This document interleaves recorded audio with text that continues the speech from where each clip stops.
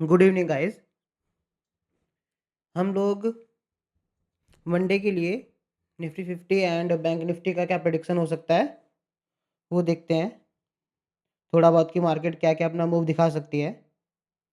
जैसा कि last video में मैंने बताया था आपको कि मार्केट अभी नीचे ही जाने के लगभग मूड में है।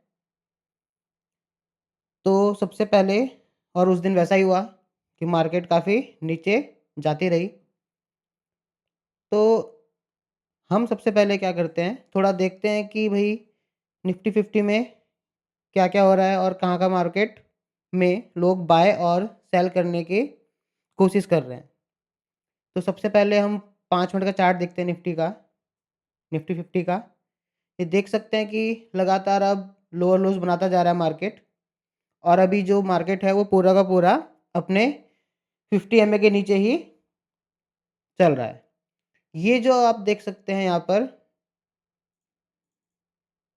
ये जो गैप था,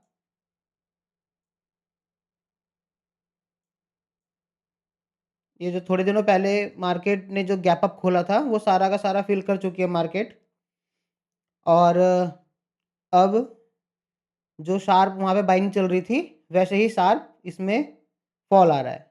थोड़ा-सा टाइम फ्रेम चेंज करते हैं। अब 15 मिनट पे देखते हैं।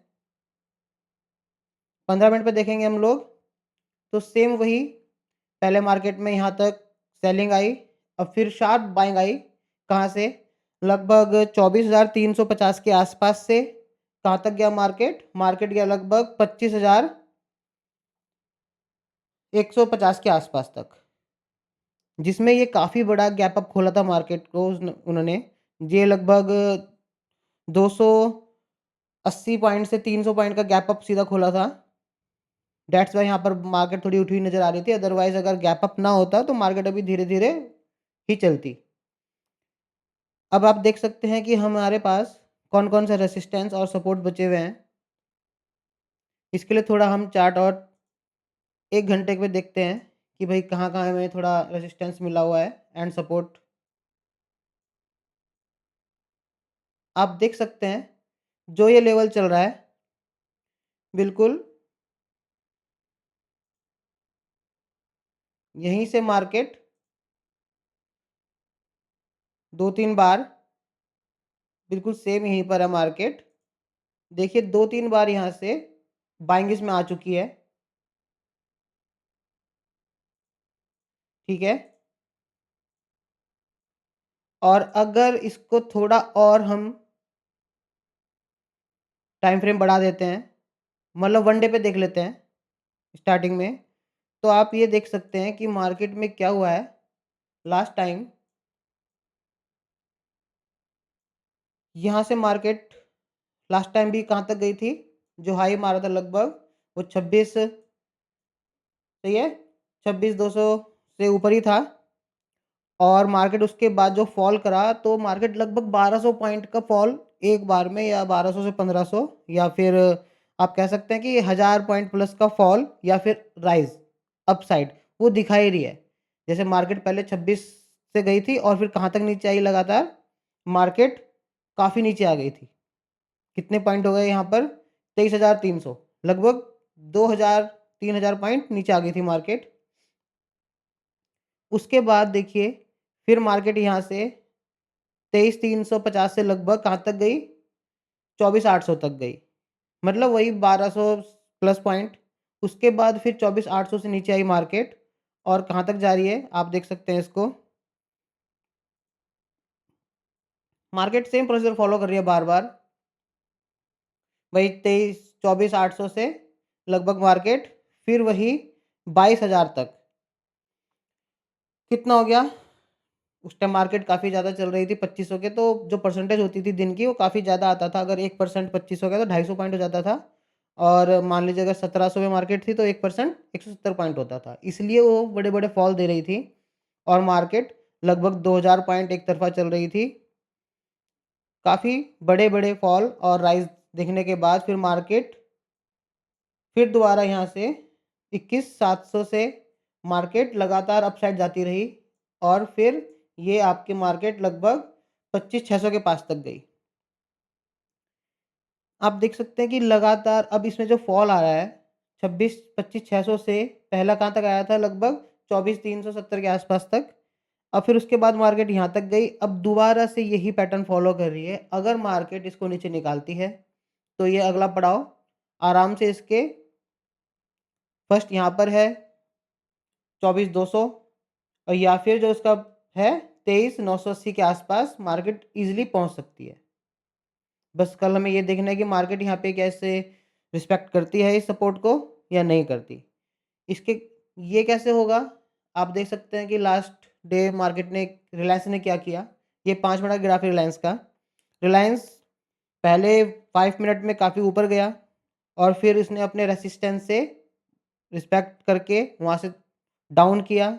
उसने अच्छा खासा रिस्पेक्ट दिया उसको और रेजिस्टेंस से डाउन आ गया और पूरे दिन मार्केट में ऐसे ही चलता रहा सेम एक कंसोलिडेशन पीरियड में। ये ग्राफ जो ऊपर से शो हो रहा है, जब ये ब्लू लाइन 50 एमए ऊपर होता है तो मार्केट मैक्सिमम ये होता है कि इसमें सेलिंग का ही प्रेशर बना रहेगा, ठीक है? अब जब नीचे हो जाता है तो इसमें बाइंग का प्रेशर बनेगा। बट ये दोबारा से दोनों तीनों जो ईएमए हैं, 9 ईएमए, 15 ईएमए और 50 ईएमए, तीनों ईएमए का जब कट होता है, तो ये अपना डायरेक्शन चेंज करने के लिए थोड़ा इंडिकेट करता है कि भाई अब डायरेक्शन चेंज हो सकता है। तो यहाँ पर यही पॉसिबिलिटी की थी मार्केट नीचे ही जाना चाहिए। हालाँकि कोई बड़े इंस्टीट्यूशन या कोई आया, उसने अचानक से एक लास्ट 5 मिनट कैंडल ऊपर बहुत ज़्यादा अमाउंट में उठाया बल्क और फिर अगला ही उसने प्रॉफिट बुक करके निकल गया और फिर वो देख सकते हैं आप लास्ट 15-20 मतलब 25-30 मिनट में क्या हुआ है। ये शार्प फॉल दिखाया गया है रिलायंस के द्वारा, इसलिए मार्केट में जो निफ्टी 50 था वो और नीचे जाता रहा। सही है? निफ्टी 50 भी काफ़ी नीचे गया था, अच्छा खासा रिवर्स किया था, यहाँ तक पहुँचा था 24,500 के आसपास तक। उसके बाद फिर मार्केट में निफ्टी 50 दोबारा से नीचे उसने सेलिंग प्रेशर दिखा दिया। अच्छा, तो अब ये कहाँ तक जा सकता है? इसमें हम देखते हैं कि 1 दिन का ग्राफ देखते हैं रिलायंस का। एक्चुअली क्या है कि रिलायंस में अगर बिकवाली आएगी तो निफ्टी 50 ऊपर नहीं जा सकता, नीचे जाने के बहुत अच्छे चांस हैं। आप शार्प फॉल वही दिख रहा है कि भाई यहाँ पे तो कंसोलिडेशन पीरियड था इसका। यहाँ से जैसे ही इसने ब्रेकआउट दिया रिलायंस ने, तो काफ़ी अच्छा शार्प मूव दिखाया इसने अपसाइड की तरफ। फिर यहाँ पे कंसोलिडेशन हुआ, उसके बाद थोड़े दिन इसने यहाँ पे बिताए और उसके बाद फिर एक शार्प अपसाइड मूव, क्लियर? अब यहाँ से उसने इस रेजिस्टेंस को बहुत अच्छा रिस्पेक्ट किया और वहाँ से लगातार इसमें सेलिंग ही देखने को मिल रही है। यहाँ पर फिर जैसे कि ये वाला पीरियड था, तो यहाँ पे भी उसने दोबारा से कुछ रुकने की कोशिश की। अब अगेन उसमें फिर से सेलिंग प्रेशर बना 50 एमए और ये वाले पिवट पॉइंट से और फिर से सेलिंग आ गई। नेक्स्ट अगर अब इसमें लगातार कितने दिन हो गए? 1, 2, 3, 4, 5, 6 पूरे के पूरे 6 दिन से लगातार सेलिंग आ रही है इसमें। अब हम देख सकते हैं पहले कितने दिन इसने लगातार सेलिंग की थी। काफ़ी दिन लगातार सेलिंग कर सकता है। तो अभी फ़िलहाल मोड़ माहौल यही है कि पहला इसे जो सपोर्ट है आपका वही लगभग 1331-30 के आसपास है, तो यहाँ तक इसको जाना चाहिए। ये अगर यहाँ तक जाएगा तो निफ्टी 50 बेशक नीचे ही आएगा। क्लियर? और अगर इसने निफ्टी 50 नीचे आया तो वो आराम से 200-300 पॉइंट का डाउनफॉल और दिखा सकता है। देख सकते हैं आप, इसमें 200-300 पॉइंट आराम से नीचे आ जाएगा अगर मार्केट में जो रिलायंस है, रिलायंस ने अपना डाउनफॉल फिर से दिखाए। जैसे कि शार्प यहाँ पर बिल्कुल दिख रहा है कि एक तरफ़ा बायर्स घुसे थे, तो अब यहाँ पर सेम वही आ रहा है कि एक तरफ़ा सेलर्स ही नज़र आ रहे हैं। पूरा का पूरा सेलिंग प्रेशर है, जैसे यहाँ पर आया था, भाई गैप डाउन खोल के और सेल और सेल। यहाँ पे देखिए किस प्रकार से सेम रिस्पेक्ट देता है बार-बार ये। तो अब यहाँ पर कम से कम एटलीस्ट ये इसके पास तक आ ही सकता है। तो 340 या 330 के आस-पास आ सकता है। तो अगर इतना गिर जाएगा तो काफ़ी लगभग वो इसमें 25-30 पॉइंट हो जाएँगे। तो इसमें एक अच्छा खासा डाउनफॉल देखने को मिल जाएगा। और यही आप देख सकते हैं इसमें एक कारण और है कि अगर हम देखें ऑप्शन चेन क्या कह रही है, मार्केट कहाँ पर है? लगभग 450 के आसपास, मतलब 24,426 पर है। तो ये 24,450 और 24,400 के बीच में है। अब आप यहाँ देखिए कि जो इसमें इसका प्राइस बचा हुआ है। अगर हम 24,400 को देखें, तो इसमें जो कॉल का प्राइस है वो ₹128 है। ₹128 मतलब 24,400 एट द मनी मान सकते हैं, तो इसमें ₹128 है। तो इसमें कितना और मार्केट 400 से कितने पॉइंट ऊपर है? मार्केट 400 से मान ओनली 26 पॉइंट ऊपर है, 30 मान लीजिए या 26 ही पॉइंट ऊपर है और इसका प्राइस कितना है 128। तो 128 में 26 घटा देंगे तो 102, उसे राउंड फिगर 100 कर लेते हैं। तो पूरा का पूरा ₹100 डीके बचा हुआ है इसमें। ₹100 डीके इसमें बचा हुआ है और आप ये देख सकते हैं कि जो 24,400 की पुट है, 24,400 की पुट मात्र इसमें ये 25 पॉइंट ही दूर है इससे 400 से। वो अपसाइड है ना, आउट द मनी हो गया मान लीजिए, लेकिन अपसाइड थोड़ा-सा ही है। तो ये इसमें ओनली ₹50 डीके बचा हुआ है। ₹50 डीके है, तो यहाँ पर ₹100 और यहाँ ₹50 एटलीस्ट मुझे लगता है कि ये इन दोनों को बराबर करेगा। तो मार्केट यही कारण है कि पुट का पैसा बढ़ाएगी और यहाँ पे कॉल का पैसा थोड़ा कम करेगी मार्केट। ये ऐसा हो सकता है क्योंकि इसका जो आपका पीसीआर है वो भी 0.45 चल रहा है, ठीक? और जो इनके प्रीमियम बचे हुए हैं वो काफ़ी ज़्यादा बचे हुए हैं। अब 450 का देख लीजिए, 450 की पुट का प्राइस कितना है? हालाँकि देखिए 450 तो इन द मनी हो गया पुट और जो 450 का कॉल है वो आउट द मनी हो गया। तो आउट द मनी का प्रीमियम ज़्यादा है अभी भी यहाँ पर। आउट द मनी का प्रीमियम ज़्यादा है 97 है और जो इन द मनी पुट का प्राइस है वो 71 है। तो इन द मनी का तो ज़्यादा होना चाहिए था। इन द मनी का तो ज़्यादा होना चाहिए ना, बट यहाँ पर कम है तो ये कारण और हो सकता है कि यहाँ पर जो प्राइस हैं वो फिर से सही होंगे, बैलेंस करेगा। दैट्स व्हाई ये पुट का प्राइस बढ़ाएगा, नहीं बढ़ाएगा तो इसका प्राइस तो काफ़ी ही कम करेगा वो। कॉल साइड में डिके लगने की संभावना बहुत ज़्यादा है, ठीक? इसीलिए यहाँ पर जो शार्प फॉलिंग देखी जा रही है, अगर ये इस लेवल को तोड़ता है, सही है? ये वाला लेवल निकाल देता है मान लीजिए जो क्या दे रखा है 24,375 को अगर तोड़ के थोड़ी देर रुकता है, तो फिर ये 24,280 24,260 तक आराम से पहुँच सकता है। कोई बड़ी बात नहीं होगी। क्यों? क्योंकि इसमें फिर रिलायंस भी आपका क्या करेगा, रिलायंस भी लगातार ये जो शार्प दिख रही थी ना बाइंग, वो दोबारा से उसी ज़ोन में घुस जाएगा जहाँ से इसको बाइंग मिली थी। हालाँकि एक दिन में इतना बड़ा फॉल तो नहीं आ सकता, लेकिन वो लगातार धीरे-धीरे सेलिंग कर दिखा सकता है। जैसे कि यहाँ से देख लीजिए पहले 1548 से सेलिंग की, एक हल्का-सा दिन बिताया, फिर उसके बाद दोबारा इसने लगातार सेलिंग की, लगभग 1380 तक। तो 1548, 1380 लगभग 150-200 पॉइंट का लगभग मान लीजिए 150-200 पॉइंट इतना वो सेलिंग दिखा सकता है। ये प्रॉफिट बुकिंग और लगातार जो हमारे एफआईज़ हैं वो लगातार आपको सेलिंग प्रेशर दे रहे हैं, सेल ही कर रहे हैं सारे के सारे जितने भी हैं। फ्यूचर भी हो गया और वो जो हमारे है ना शेयर्स वगैरह वो सब लगातार सेल पे लगे हुए हैं। अब आप बैंक निफ्टी देख सकते हैं, एचडीएफसी क्या कर रहा है? एचडीएफसी आप 5 मिनट में से तो ग्राफ पर कोई ज़्यादा लग ही रहा है कि बस नीचे लगातार चल ही रहा है। इसको थोड़ा चेंज करते हैं, 15 मिनट है सॉरी ये। इसको भी 1 दिन का लगाते हैं। 1 दिन का लगाने के बाद सेम वही प्रोसेस चल रहा है देखिए, जो इसमें शार्प सीधी-सीधी बाइंग आई थी, gap up buying, gap up buying, gap up, same वही कर रहा है। वो लगातार उसको सेलिंग प्रेशर बढ़ा रहा है। अपना प्रॉफिट बुक करके वो लोग बाहर निकल रहे हैं या फिर जो इसके शेयर्स हैं उसको सेल ऑर्डर दे रहे हैं लगातार। और 2-3 चीज़ें हैं इसमें,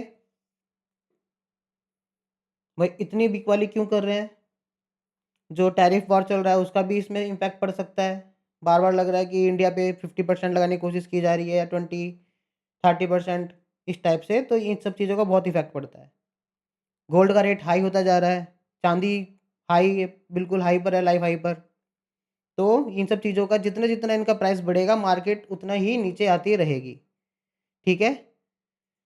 दैट्स व्हाई यहाँ पर जो बैंक निफ्टी है, वो भी आप देख सकते हैं लगातार। बैंक निफ्टी 1 घंटे का चार्ट पीरियड है। लगातार 1 घंटे पे किस तरह से लगातार गिर ही रहा है और ये अब अपने 1 घंटे पर 50 एमए से नीचे आ गया है। ये कारण यही है कि भई अभी थोड़ा इसमें डाउनफॉल देखने को मिल सकता है। बाकी हम देखते हैं इसमें फिर से इसे भी 1 दिन पे देख लेते हैं। 1 दिन का चार्ट आपका जो बड़ा टाइम फ्रेम है, उसपे साफ-साफ दिख रहा है कि सॉरी, साफ-साफ दिख रहा है कि भई जब ये दिनों कटते हैं और पहले 50 एमए ऊपर होता है तो सेलिंग प्रेशर, अब 50 एमए इसके नीचे जा चुका है तो इसमें बाइंग प्रेशर आ रहा है। अब दोबारा से ये 50 एमए ऊपर निकल चुका है इन कैंडल्स के, तो सेलिंग प्रेशर देखा जा सकता है। अब जैसे कि ये एकदम से निकल कर फिर ये टाइम पास करता है, तो ये इसके पास आने की कोशिश करता है। ऐसे ही बस हो सकता है कि 1-2 दिन में ये टाइम पास करके यहीं रहने की कोशिश करे और नीला जो लाइन है 50 EMA की वो इन दोनों के पास आने की कोशिश करे। लेकिन अभी बरकरार सेलिंग प्रेशर रहेगा, देखा जा सकता है, क्योंकि जो ग्राफ है वो इंडिकेशन ये कर रहा है अभी थोड़ा सेलिंग प्रेशर इसमें और है। देख सकते हैं, बाइंग लास्ट टाइम यहाँ से आई थी, अगर ये लेवल भी इसके टूट गए 942 वगैरह 941 तो फिर काफ़ी ये नीचे दिखाई देगा। जो ये गैप दिख रहे हैं लगातार वो सब ये फिल कर देगा फिर।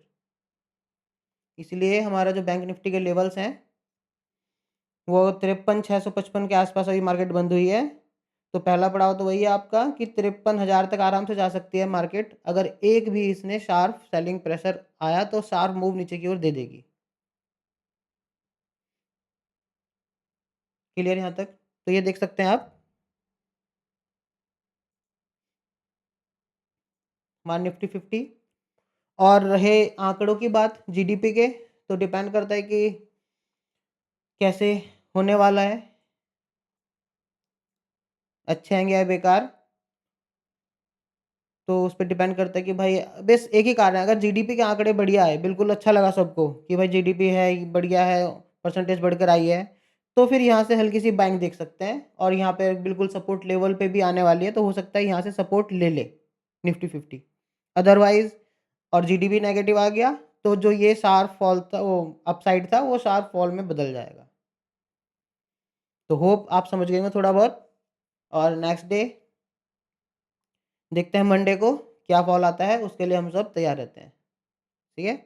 All the best and thank you.